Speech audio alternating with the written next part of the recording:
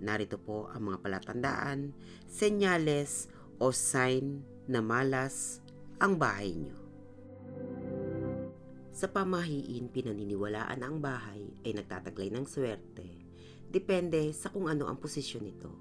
Halimbawa, ito ay papasukin ng swerte kung nakaharap ito sa silangan kung saan sumisikat ang araw. Malas ang posisyon na kung tawagin ay tumbok.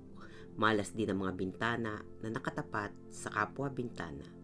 Malas din ang bintana na nakatapat sa pinto. Malas din ang pintuan na nakatapat sa kapwa pintuan. Ang dahilan ay magiging exit ito o labasan ng swerte at magiging entrance naman ng masasamang espiritu. Kasama rin sa may malas at swerteng posisyon sa bahay ang hagdan na ang sinusundan naman ay ang oro, plata at mata. Ang mga naniniwala sa pamahiin ay nagiging maingat sa pagpili ng bahay na bibilhin o uupahan. Pero paano mo nga ba malalaman kung ang natirahan mo o ang nabili mong bahay ay mayroon ng nakakabit na kamalasan? Narito ang ilang mga sign o senyales na nararanasan ng bawat miyembro ng pamilya kung ang inyong tahanan ay malas. Sa loob ng 3 taon simula nang lumipat kayo, 2 o higit pa ang magkasunod na namatay sa miyembro ng inyong pamilya. Kung hindi kamatayan, higit pa sa 3 insidente ng aksidente ang nararanasan na nagdudulot ng seryosong pinsala. Pagkalipat sa bahay, nagiging sakiti ng ulo, laging nagtatae o kaya naman ay laging tinatrangkaso. Kung minsan ay sunod-sunod ang nangyayaring mga kamalasan. Laging nagtatalo ang bawat miyembro ng pamilya pero dati namang magkakasundo. Nagsisimulang magkaroon ng insomnia kapag nakatulog naman tungkol sa multo o nakakatakot ang napapanaginipan.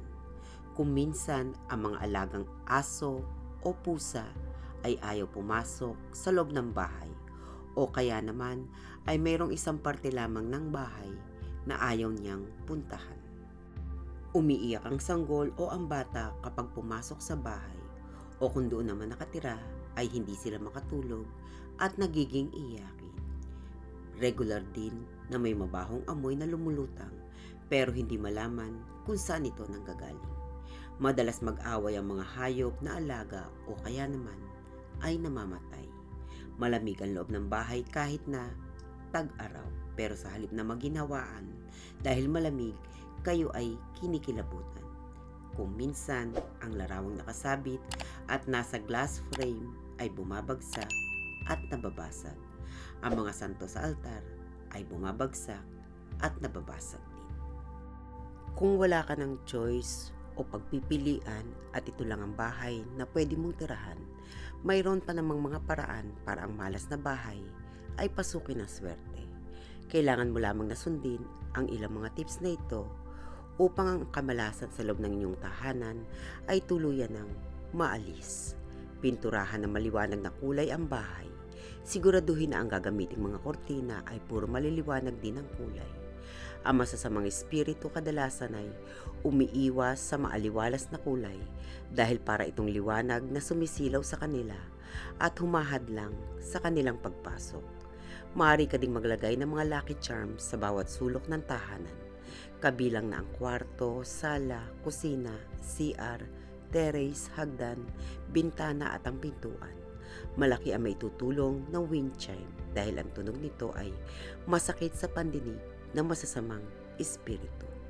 Iwasan ang awayan sa loob ng tahanan. Hanggat maaari ay gawing magaan at masaya ang samahan ng bawat miyembro ng pamilya. Kung ang mga nakatira sa isang tahanan ay puno ng pagmamahalan, maingay at masaya, ang masasamang espiritu at iba pang uri ng kamalasan ay nahahadlangan sa pagpasok dito. Ang silent war sa pagitan ng 2 miyembro ng pamilya ay hindi nararapat. Parang may buhay ang bahay na nararamdaman ng hindi magandang saloobin ng mga nakatira dito at umaatrak ito ng kamalasan. Kaya kung may sama ng loob sa isa't isa, ay dapat na itong ayusin. Makatutulong din ang paglalagay ng isang mangkok ng asin sa pinakasentro ng inyong tahanan at sa sandaling ito ay mabasa o maging tubig, ay itapon agad ito sa inyong CR at gumawa ng panibagong mangkok na may asin at muli itong ilagay sa gitna ng inyong tahanan. Ilan lamang po yan sa mga palatandaan na ang ating tahanan ay mayroong nakakabit na kamalasan. Be positive, stay healthy, and be happy. Maraming salamat.